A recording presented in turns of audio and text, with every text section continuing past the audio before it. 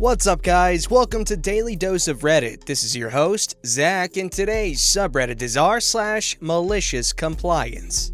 This story's called, Couldn't Join a Club That Would Have Ya.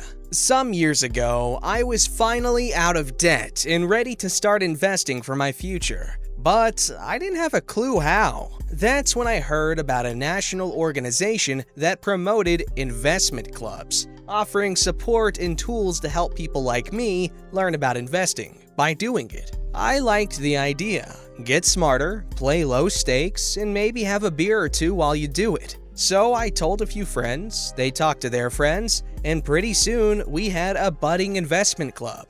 Since we were all friends of friends, organizing went smoothly. We elected officers and adopted a simple charter based on the national group's templates. Minimum monthly dues were set at $10, an amount any one of us could afford to throw away. But any member could contribute more than the minimum if they liked to build up our investing pot. Most of us did. Individual contributions bought shares in the club's holdings, like a stock in a corporation. Higher contributions meant more shares, meant more voting power when we made club decisions. As we got rolling, a few more people heard about the club and expressed interest. So we created a little process. Attend 3 meetings as the guest of a member. Then, if you're still interested, club members decide whether to offer an invitation.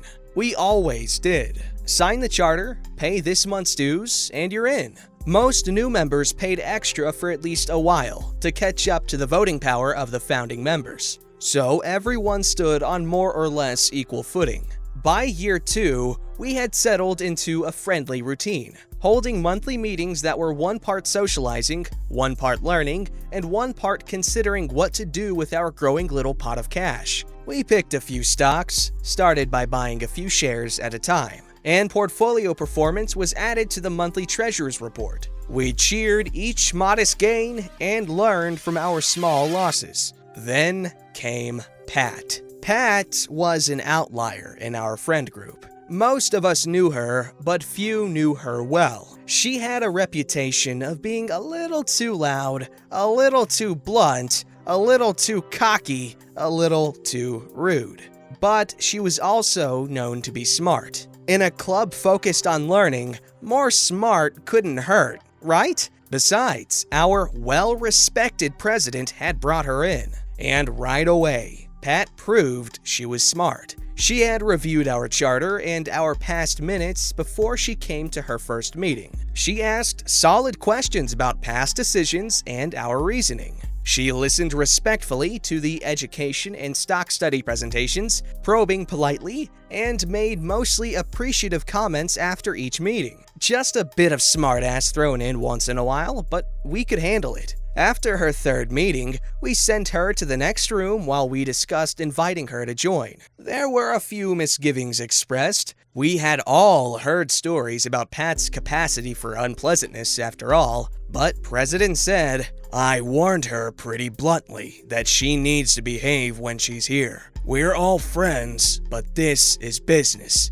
Money is serious. So I told her, keep yourself in check. Leave your attitude outside." Ultimately, everyone agreed. She had indeed behaved. We had no reason to doubt her sincere interest. So we called Pat back in, and President said, "Congratulations, Pat. Just pay your dues and sign here." With a flourish, Pat handed Treasurer a $10 bill, and everyone applauded as she signed the charter. Then she said, "Thank you all, thank you.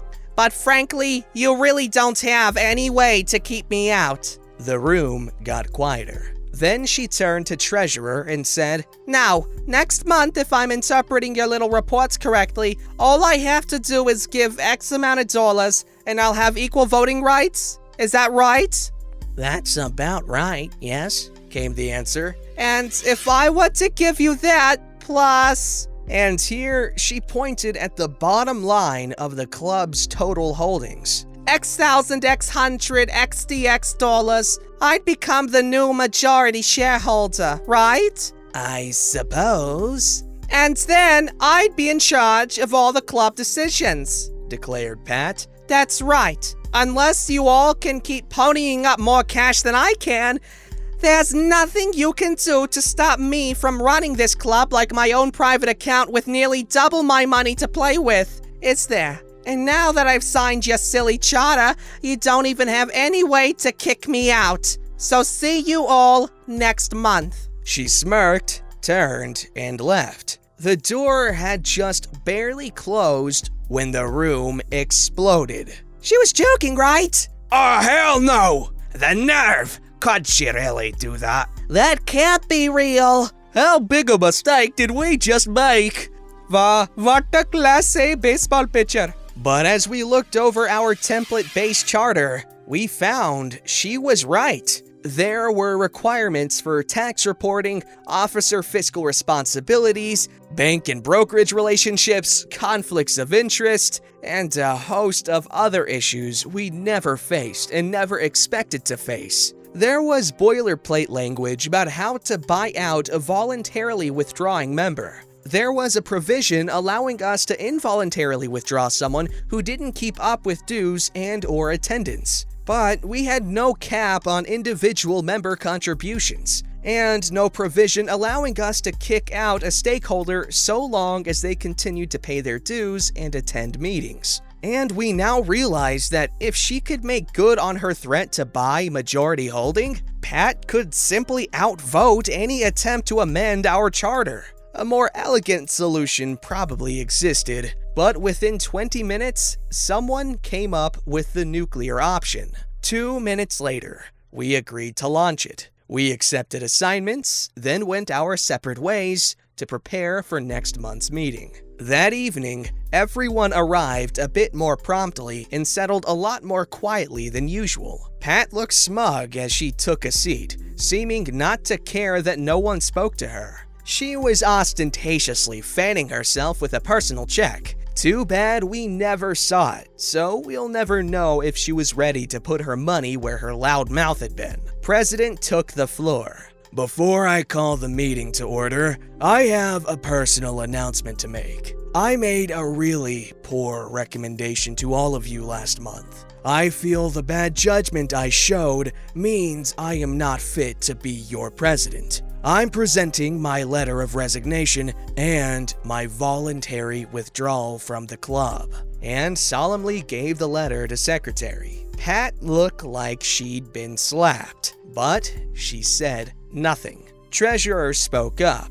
"Just so you all know, President spoke to me earlier about this decision. So I've already calculated withdrawal payout and have it ready according to the terms of our charter." And President took the check. Vice President spoke next. "President, you weren't alone in that decision. I voted with you, and I also regret my poor judgment. Here is my letter of resignation and withdrawal." Treasurer said, "And here is your withdrawal payout, prepared as we discussed." And on it went, in small clusters at first, then all in a rush. Each member declared they'd made a terrible decision, presented a letter, and collected an already prepared check. Sometime during the rush, Pat stopped being silent. "Okay, I see. Yeah, I get it. Seriously, you've made your point. That's enough now. You don't have to keep up this act. Knock it off already, you mad lovers." But we didn't. With all the letters collected, Secretary added them to the back of a fat binder containing copies of all the club minutes and gave the binder to Pat. "Your next club secretary will need this." Treasurer was right behind with a similar binder of financial records, a $10 bill on top. "Here's all your club's accounting records and remaining assets." President added the signed charter to the stack. "So, Pat, looks like you're now a club of one. You win. Good luck. And goodbye." We all stood and stared silently until she shoved the stack to the floor and saw herself, sputtering to the door. Within 10 minutes, we had signed our newly upgraded charter, re-elected our officers, torn up all our payout checks, and put our new club back to business as usual. Okay, just a bit more giggly and a little more pleased with ourselves than usual. Never saw Pat again. Didn't care. Edit. Oh my! Thank you, kind Redditors, for the gold, for the wholesome award, for the many attaboys in comments. I'm blushing. So this is what good Reddit karma feels like. At it again, platinum? And a Bravo award? Gracious, I'm getting kudos I've never seen before. Many thanks, I'm humbled. Edit 3, GOAT award? Take my energy award? Press F award? Come on, y'all are messing with me, right? And with one tail, I go from the 239 karma I've been looking at for months to over 7K? You are too kind. Thank you all. And thank you, Pat. Okay, first of all, that sounds like a pretty cool club. Second of all, don't you just love all the edits to thank people for awards? It's funny. I normally just skip over them, but it was 3 edits. and it's all different. It's funny. But what they decided to do is really funny. What I thought was gonna happen was just the president was gonna withdraw, and then someone else would take their money and buy his shares, and then they'd be the majority holder. But them all resigning is so much funnier, and they just start a new club right then, and it's great stuff. Alright, this story's called Dad, I Don't Belong Here! Where my siblings and I grew up, there was a large ESL community, English as Second Language. The school system was more tailored to them. Think translators and white being the minority. This wasn't an issue. I'd been born and grown up there, so I could speak the language. But my dad was insistent that we all speak English at home. Education is a big deal to my dad. He, therefore, made the decision to send us to some of the top schools in our state, Western Australia, when we reached the age of 12. I was the youngest and therefore the last to go. My sister had been at this school for 4 years already, and she loved it. It was an all-girls, religious, strict boarding school, and she freaking thrived in this environment. She was all about the tartan skirts and matching Panama hat in summer, whereas I thought it looked a bit like someone wanted to dress us like we were about to go boating in a punt in the 1950s. She was never really academically focused. She got average grades at best, but she made some very close friends. I, meanwhile, was the opposite. From the minute I got there, I rebelled against these rules and restrictions, but I loved learning. One of the stupidest and most ridiculous rules was that I was not allowed to spend time with my brother alone. My freaking brother. I had to have a chaperone with me to talk to my brother. I put up with it for a while, and then I started asking my dad if I could change schools. This place was really not for me. The girls were so rich and pretentious and were just so asinine. The teachers were amazing. They put so much effort into their classes, and well before the internet and laptops were commonplace, this school was issuing laptops to every student because they understood that is where the world was going. This is back in the 90s, everyone. Yes, I am getting that old. Thank you for that. Anyway, the school was fabulous. I just didn't fit in. But I wanted what my sister had. I wanted to go to a school with people who had the same mind frame as me. My sister is not asinine or pretentious. She's just so likable that she was adored by everyone. I did not get that personality trait. I'm sarcastic and lack a lot of social cue understanding. I'd found the school I wanted to go to. It was significantly cheaper than the one I was at, and so I went to Dad one more time to ask him. He told me that the only way I would be leaving this school is if they kicked me out. I am not the sort to cause drama, and he knows this. He thinks that because I won't act up to get kicked out, that I will suck it up and he won't have to hear any more about it. Well, game on, Dad. I mentioned this was a religious school, an all-girls religious school. A compulsory attendance at chapel a minimum of 7 times a week, but an expectation of more? Well, what do those religious people fear? This is where the Jaws theme song plays, and you all get goosebumps from anticipation of the horror. Homosexuality! I got permission to be signed out of the boarding house by my cousin for the weekend. While staying there, I shaved my head. This complied with the school rules on natural hair and allowable hair length. On my return to the boarding school, there were many questions from the other girls about my hair. I told them that my made-up girlfriend liked short hair. This news soon filtered back to the boarding house matrons, and I was called to a meeting. The lovely matron did try her best. She wasn't homophobic, but she'd had a lot of complaints from girls who had to share a room with me. And then their very entitled and rich, bat-crap crazy parents as well. So, I was quite helpful. I told her how unhappy I was there and how I didn't feel that the baby cheeses was right for me. She speaks to the headmistress, and she in turn talks to my dad, with me in the room on a phone conference call. I'm calling you about OP. She's in the room and happy for me to call you. Why? What's happened? Well, we've discussed this with her, and we believe it will be beneficial to her and her fancy all-girls school name if she doesn't continue with her education here next year. Why? We just don't quite feel that she is, fancy school name, material. OP?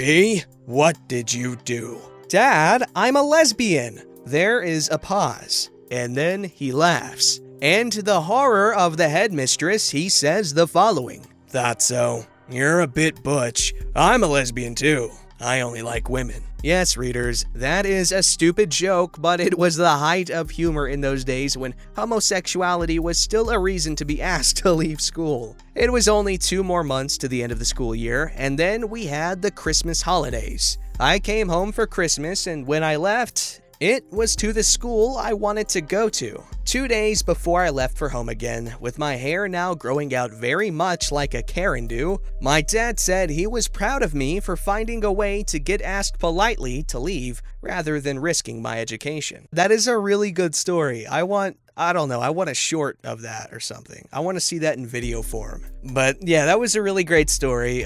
Good thing it all worked out in the end. I found it to be pretty wholesome. Other than the obvious homophobia, but honestly, with a story taking place at the time this took place, it's something you just kind of accept that's what was with the time. And thankfully, if this sort of thing happened today, there would be swift consequences.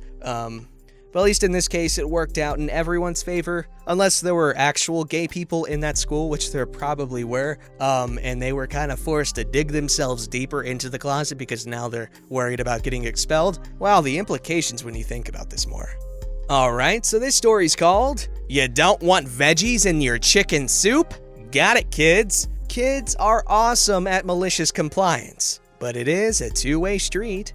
My kids can be picky eaters at times. My wife made some damn good chicken soup, but the kids were complaining that there were veggies in their chicken soup. They hate veggies. Veggies make them sick, and they wanted my wife to pick them out of the soup. We tried to tell them that chicken soup needs veggies to taste good, but they were being stubborn. I'm sure other parents can understand. I told the kids, if you really hate the taste of veggies, I'll make soup tomorrow and you guys can make sure I only put in stuff that you like. They liked that idea. At the time. The next day, I get the pot filled with water, all the typical soup ingredients out, and gathered the kids. I asked for their approval on every item.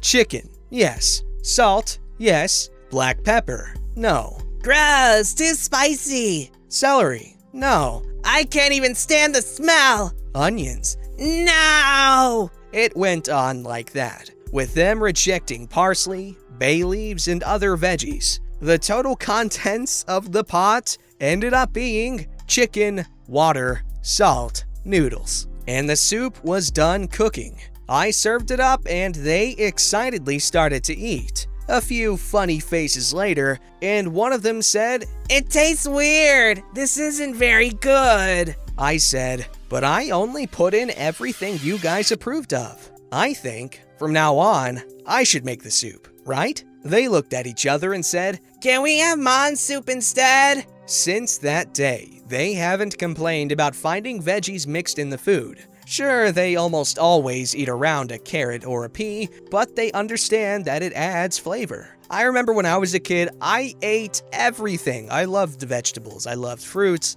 I loved everything. I was a fat freaking kid. One of my favorite things was Crispito.